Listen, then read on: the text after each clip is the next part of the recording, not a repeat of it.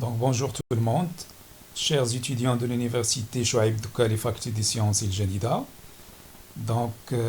Avec vous, professeur El Hadrami, on va poursuivre notre cours, les structures métalliques, ça veut dire le chapitre numéro 2. On va passer pour voir un autre type de structure, mais cette fois-ci, ce sont des structures moins compactes. Alors, on va étudier la structure cubique centrée. Comme on l'a dit la dernière fois, on considère les atomes comme des sphères rigides. Voilà un premier atome, un deuxième atome, et ainsi de suite, une série d'atomes. J'ai dit qu'il est moins compact. Ça veut dire que les atomes ne sont pas tangents. Donc, il y a un vide entre eux, beaucoup de vide.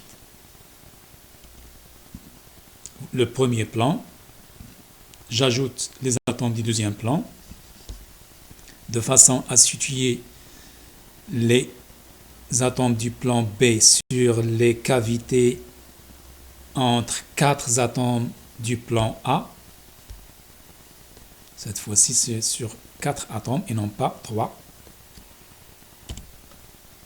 Et je reproduis un troisième plan, la couche C, qui est identique à la couche A.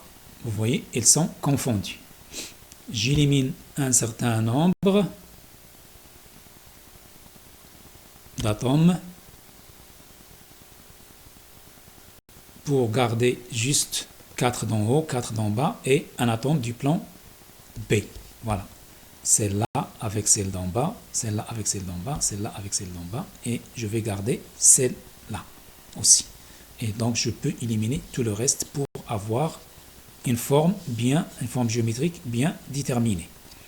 Donc je vais avoir un assemblage de plans semi-compacts. Et cet assemblage de plans semi-compacts, il va me donner la maille cubique centrée, que je vais représenter en perspective. Voilà. Les 4 atomes du plan A, les 4 atomes du plan C, qui est équivalent au plan A, et un atome du plan B, parce que j'ai éliminé les autres. Ils vont appartenir aux mailles qui sont à côté. Je fais la projection sur le plan X ou Y. Donc je rappelle, pour représenter le cubique, on le représente de cette manière-là, sachant que le A, il doit être égal à B, il est égal à C. Mais en 3 dimensions, on le décale un petit peu et ça donne l'impression que A est différent de B, différent de C. Mais la définition d'un cubique, le A égale à B égale à C. Donc je fais la projection. Les sommets, donc, ils sont situés à ce niveau-là et je mentionne que un atome il est situé à 0 et un deuxième atome situé à 1 par rapport à Z. Et le X et le Y, je peux les lire sur le schéma. Et par la suite, je fais la projection de cet atome-là qui est au centre. Et la voilà, elle est située à 1,5 par rapport à Z.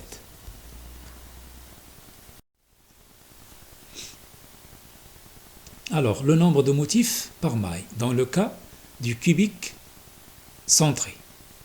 Cubique centré. Donc, j'ai 8 sommets, et chaque sommet, dans le cas du cube, il est partagé entre 8 cubes, qui sont voisins. Donc, 8 fois 1 huitième, plus un atome qui est au centre. Donc, il appartient 100% au cube. Donc, ça donne 2 au total. La compacité. Pour calculer la compacité du cubique centré, on a C égale Z fois 4 pi R à la puissance 3 sur 3. Donc, le nombre de motifs fois le volume d'un motif, divisé par le volume de la maille. Sachant que Z égale à 2, on vient de le calculer, et le volume de la maille puisque c'est un cube, c'est a à la puissance 3. Donc je remplace. Je peux remplacer le volume de la maille A ici. Et je dois trouver un lien entre le rayon et le paramètre A pour simplifier au maximum possible la formule de la compacité. Alors,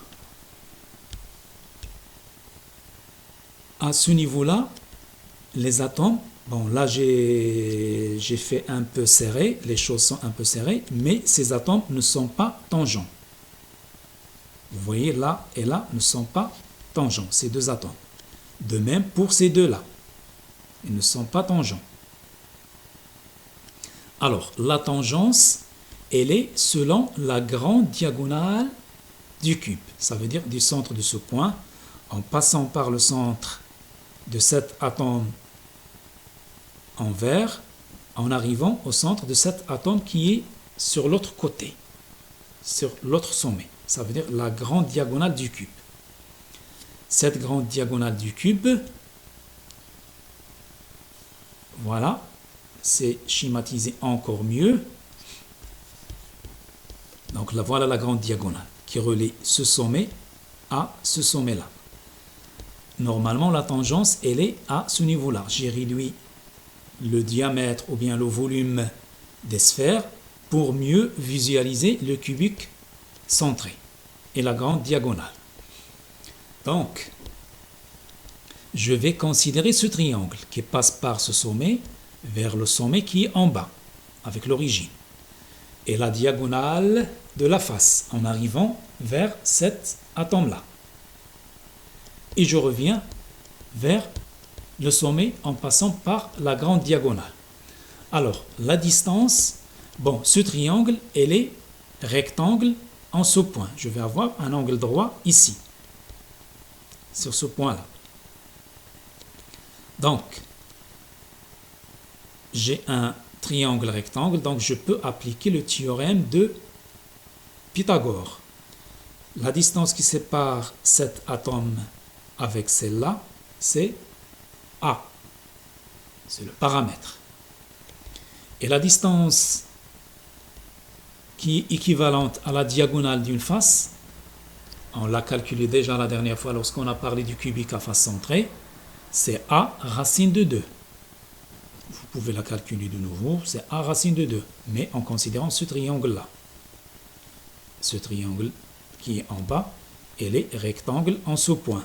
Et cette distance égale à A, et cette distance égale à A. Donc, on peut calculer cette distance égale à A racine de 2.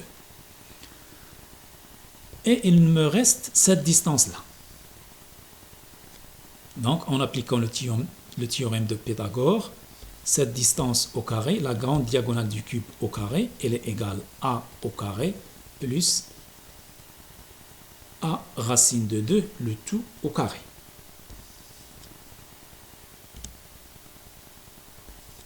Donc, le A au carré, ça correspond à cette distance-là,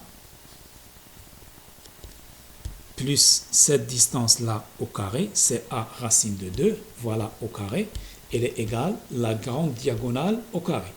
Sachant que les atomes ici, ils sont tangents entre eux, donc cette distance, elle est équivalente à 4R.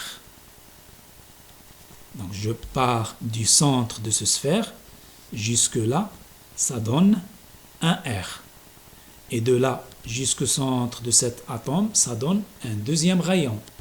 Et de là jusque là, ça donne un troisième rayon. Et de ce point-là jusqu'au centre de cet atome, ça donne le quatrième rayon. Donc ça correspond à 4R. Voilà, je la représente ici, 4R. Et je fais le calcul, je trouve A égale à 4R sur racine de 3. Je remplace dans la formule de la compacité et je trouve C égale pi racine de 3 divisé par 8. Donc c'est 0,68. Donc vous voyez déjà, elle est moins compacte que les autres. structures qu'on a étudiées. Ça veut dire l'hexagonal compact et le cubique à face centrée.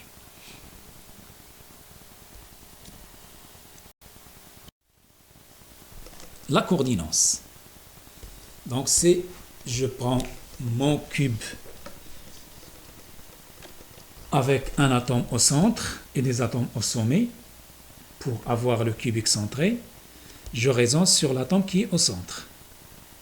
Elle est entourée de 8 atomes, ça veut dire les autres atomes qui sont au sommet et qui sont loin de la même distance. C'est le A racine de 3 sur 2. Donc la grande diagonale, on a dit qu'elle est égale à A racine de 3. Les 4 R. C'est A racine de 3. Donc je la divise par 2. Ça me donne la distance qui sépare cet atome-là de tous les sommets du cube. Donc c'est un environnement cubique. Donc la coordinance égale 8 dans le cubique centré. Un certain nombre de composés qui cristallisent dans ce système. Donc c'est le lithium, qui cristallise dans cette structure. On a le lithium, sodium, potassium et ainsi de suite. Le fer alpha, niobium, zinc, ce sont à l'état métallique. Voilà, l'atomium de Bruxelles, c'est l'équivalent de la maille du fer qui cristallise dans la structure cubique centrée. Donc c'est un symbole, c'est un monument. Et il est au centre de Bruxelles. Bruxelles, c'est la capitale de la Belgique. C'est l'équivalent de la maille du fer qui cristallise dans le cubique centré, agrandi 165 milliards de fois.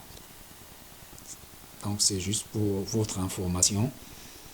Voilà, pour voir la maille dans cette grandeur-là, il faut un agrandissement de 165 milliards de fois.